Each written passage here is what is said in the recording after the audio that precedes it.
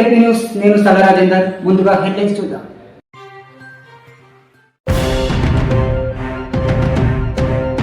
అతివేగంతో వస్తున్న ఇసుక లారీ అదుపు తప్పి బోల్తా. జగిత్యాల జిల్లా మెట్టిపల్లి మండలం వెంకట్రావుపేట గ్రామ శివారులో ప్రమాదం జరిగింది. జగిత్యాల వైపు నుండి ఇసుక లారీ అధికంగా ఇసుక లోడ్తో నిజామాబాద్ వైపున వెళ్తున్న ఇసుక లారీ వెంకట్రావుపేట గ్రామ శివారులో అధిక వేగంగా వస్తున్న ఇసుక లారీ అదుపు తప్పి వెళ్లి లోయల బోల్తా పడింది. ఈ ప్రమాదంలో లారీ డ్రైవర్కు సంబంధించిన వివరాలు తెలియాల్సి ఉంది.